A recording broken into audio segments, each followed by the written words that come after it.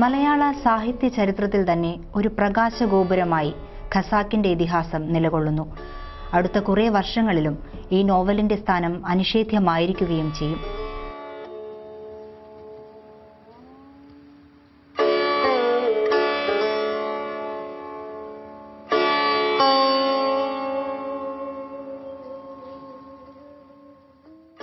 കാലം മറിച്ചിട്ട മഷിക്കുപ്പിയിൽ നിന്നും നിറങ്ങൾ പടരുന്ന പോലെ ചരിത്രവും മുന്നിൽ പടരുകയാണ്. OV വിജയൻ എന്ന അതുല്യ പ്രതിഭയ്ക്ക് പ്രണാമങ്ങൾ അർപ്പിച്ച് ചരിത്രമുറങ്ങുന്ന തസ്രാക്കിലൂടെ ഒരു യാത്ര.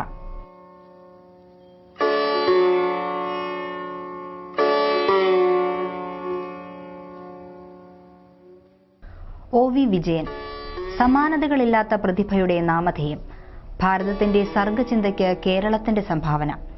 പാലക്കാട് ജില്ലയിലെ മങ്കര എന്ന ഗ്രാമത്തിൽ ജനിച്ച് ചിന്തയുടെയും സർഗാത്മകതയുടെയും വിസ്മയങ്ങളിലേക്ക് വളർന്ന് ചരിത്രത്തെ വ്യാഖ്യാനിച്ച് പഠിച്ച് സ്വയം ചരിത്രമായി മാറിയ മനുഷ്യൻ.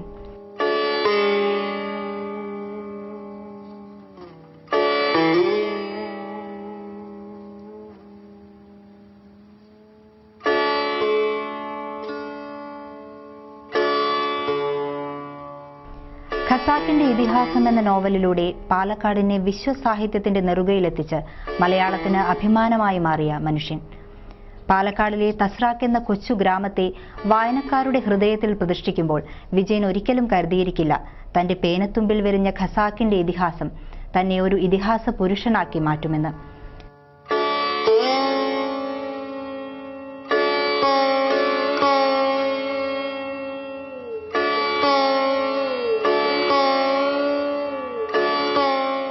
തസ്രാക്കിലെ കരിമ്പനകളെയും സമകാലീന വിഷയങ്ങളെയും തന്റെ രചനകളിലൂടെ പ്രതിഫലിപ്പിച്ചപ്പോൾ തസ്രാക്ക് വിജയന്റെ അവകാശഭൂമിയായി. സ്നേഹത്തോടെ, ഔദാര്യത്തോടെ, ധാരാളിത്തത്തോടെ തസ്രാക്ക് വിജയന് കഥകൾ കടം നൽകി. അതിന്റെ അളവറ്റ ഭണ്ഡാരങ്ങളിലെ ചെറുതുട്ടുകൾ പോലും വിട്ടുകളയാതെ തന്റെ സൃഷ്ടിയുടെ താളുകളിൽ പകർത്തിയെഴുതുമ്പോൾ അവിടെ ഒരു ഇതിഹാസം ജനിക്കുകയായിരുന്നു.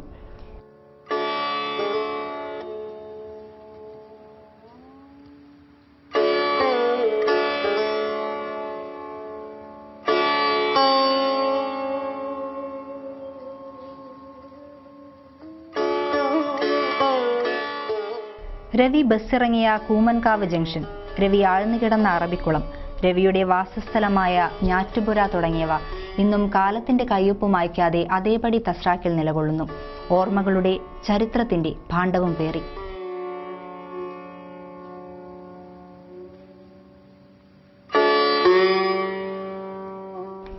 ഇതിഹാസ നോവലിലെ അപ്പുക്കിളി ഇന്നും ജീവിച്ചിരിപ്പുണ്ടെങ്കിലും താനാണ് അപ്പുക്കിളി എന്ന് പറഞ്ഞ അവകാശവാദങ്ങൾ ഏറെയാണ്. നൈസാമലി, മൊല്ലാക്ക, മൈമുന തുടങ്ങിയവരെല്ലാം വീട്ടിലെ അംഗങ്ങളെ പോലെ പരിചിതരായിരുന്നു വായനക്കാർക്ക്. ഇനിയും ഈ ഭൂമിയിലെ കഥാപാത്രങ്ങളും അതുപോലെ സ്ഥലങ്ങളും ഞാറ്റുപുര, അറബിക്കുളം തുടങ്ങിയിട്ടുള്ള കബന്ധങ്ങൾ പാറി നടക്കുന്ന അറബിക്കുളം എന്നാണ് അതിലെ വാചകങ്ങൾ.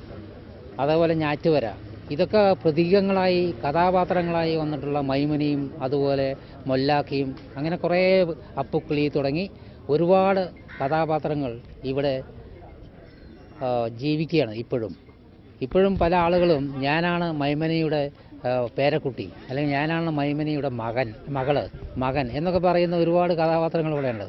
സത്യത്തിൽ OV വിജയൻ ഇവിടെയുള്ള ആളുകളെ ഉദ്ദേശിച്ചിട്ടല്ല ഈ കഥാപാത്രങ്ങൾ ഉണ്ടാക്കിയിരിക്കുന്നത്. പക്ഷേ എന്നിരുന്നാലും ഈ ആളുകളുമായിട്ട് താതാത്മ്യം പ്രാപിച്ചു പോയി. അങ്ങനെ ഒരു ഇതിഹാസ ഭൂമിക ഇവിടെ സൃഷ്ടിക്കപ്പെട്ടിരിക്കുകയാണ്.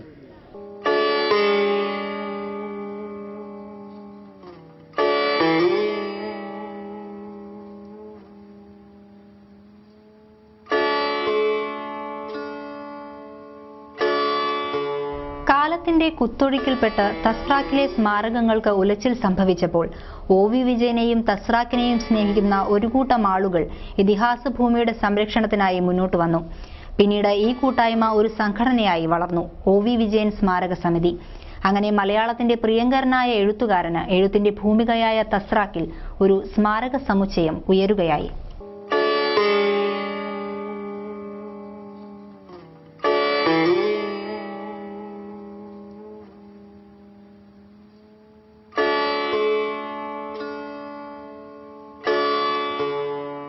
ത്രിസന്ധികളിൽ പണ്ട് കുളത്തിൽ അറബികൾ ഒട്ടേറെ പേരുടെ തലകൾ വെട്ടിയെറിഞ്ഞിട്ടുള്ളതാണ്.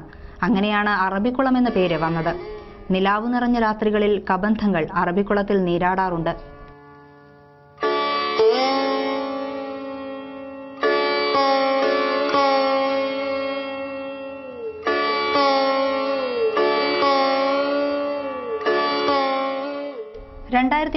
മെയ് 30 കേരളത്തിന്റെ സാംസ്കാരിക വകുപ്പ് മന്ത്രി KC ജോസഫ് സാംസ്കാരിക സമുച്ചയത്തിന്റെ ശിലാസ്ഥാപനം നിർവഹിച്ചു. ഇതോടുകൂടി സാംസ്കാരിക സമുച്ചയത്തിന്റെ നിർമ്മാണ പ്രവർത്തനങ്ങൾക്ക് തുടക്കമായി. ഇതോടൊപ്പം ഞാറ്റുപുരയും അറബിക്കുളവും മുഖം മിനുക്കുകയാണ്.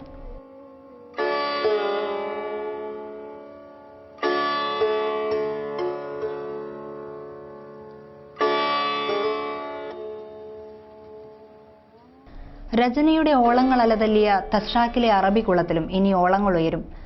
പായലും ചണ്ടിയും നിറഞ്ഞ മണ്ണുതിർന്നു കിടക്കുന്ന അറബിക്കുളത്തിന് ഖസാക്കിന്റെ രചനാകാലത്തെ പ്രഭാവം കൈവരാൻ ഏറെ താമസമില്ല. OV വിജയൻ സ്മാരക സമിതി 3,25,000 രൂപയ്ക്കാണ് കുളം വാങ്ങിയത്.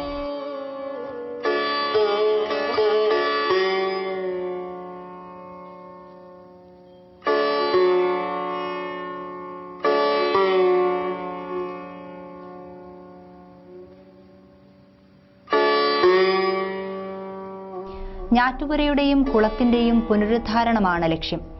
തസ്രാക്കിനെ ലോക പ്രശസ്തമാക്കിയ കഥാകാരൻ അന്തിയുറങ്ങിയ ഞാറ്റുപുരയും സമിതി സ്വന്തമാക്കി. എന്തിനേറെ, ഖസാക്കിന്റെ ഇതിഹാസത്തിൽ പറയുന്ന ഭൂമിക ഇന്ന് സമിതിയുടെ സ്വന്തമാണ്.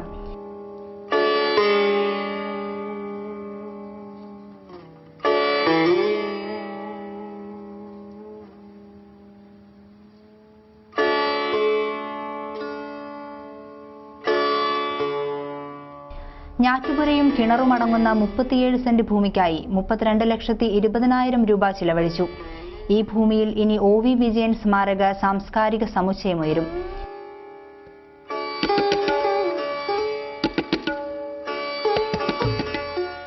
ഇവിടെ ഈ 2 കോടി രൂപയുടെ സമുച്ചയം എന്ന് പറയുന്നതിൽ ഒരു ഡോർമെറ്ററി, പിന്നെ ഒരു ചെറിയ റീഡിംഗ് റൂം, അതേപോലെ ലൈബ്രറി, പിന്നെ ചെറിയൊരു കോൺഫറൻസ് ഹാൾ, പിന്നെ 1-2 പേർക്ക് താമസിക്കാനുള്ള സ്ഥലം, ഇതാണ് ഈ സമുച്ചയത്തിലുള്ളത്. അതിൻ്റെ കൂടെ തൊട്ട് 3 ആധുനിക കുടിലുകൾ, ആധുനിക രീതിയിലുള്ള കുടിലുകൾ 3 അതിൽ കാണിച്ചിട്ടുണ്ട് ഇതിൻ്റെ മാതൃകയിൽ.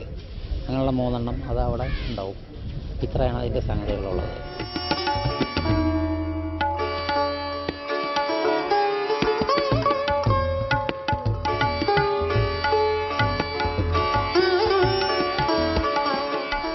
സ്വകാര്യ വ്യക്തിയുടേതായിരുന്നു ഞാറ്റുപുര. സംസ്ഥാന സർക്കാരിന്റെ സഹായത്തോടെയാണ് ഇത് സമിതി വാങ്ങിയത്. ഞാറ്റുപുര നവീകരിക്കില്ല, നിലവിലെ സ്ഥിതിയിൽ ബലപ്പെടുത്തി സംരക്ഷിക്കും. ഞാറ്റുപുരയ്ക്ക് പടിപ്പുര നിർമ്മിക്കും. ഞാറ്റുപുരയുടെ പിന്നിലായാണ് നിർദ്ദിഷ്ട OV വിജയൻ സാംസ്കാരിക നിലയം നിർമ്മിക്കുന്നത്. 2 കോടി ചിലവിലാണ് നിർമ്മാണം.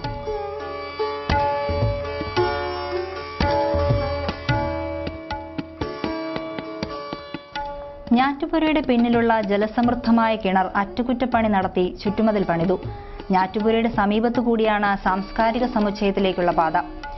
അവിടെ നിന്ന് അറബിക്കുളത്തിലേക്ക് റോഡ് നിർമ്മിക്കും. 17 സെന്റിലുള്ള അറബിക്കുളം സമിതി സ്വന്തമാക്കി കഴിഞ്ഞു.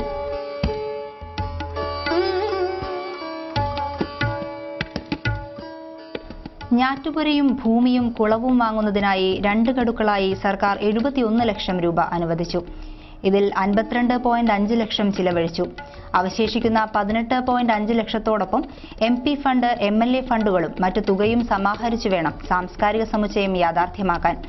സാംസ്കാരിക കേന്ദ്രം ഏറെ വൈകാതെ സാഹിത്യ ഗവേഷണ കേന്ദ്രമായി ഉയരുന്നതോടെ സാംസ്കാരിക തീർത്ഥാടന കേന്ദ്രമായി മാറും പാലക്കാടിന്റെ സ്വന്തം തസ്രാക്ക്.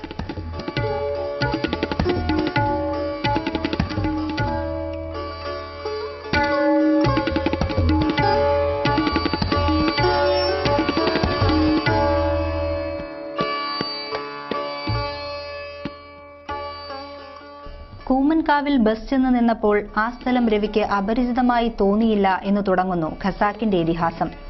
രവിക്ക് അപരിചിതമായി തോന്നാത്ത സ്ഥലത്തെ ലോകത്തിന് പരിചിതമാക്കി വിജയൻ. ആധുനികതയുടെ ആർഭാടങ്ങളും കമ്പ്യൂട്ടർ വൽക്കരണവും പിടിച്ചുലയ്ക്കാതെ ഗ്രാമീണതയുടെ നന്മയും നറുമണവും പേറി തസ്രാക്ക് ഇന്നും നിലകൊള്ളുന്നു. വരും തലമുറയ്ക്ക് വിജയൻ എന്ന മഹാപ്രതിഭയെക്കുറിച്ച് പറഞ്ഞു നൽകാൻ. പാലക്കാടൻ ഗ്രാമവിശുദ്ധിയുടെ പ്രതീകമായി ചരിത്രമുറങ്ങുന്ന തസ്രാക്ക്.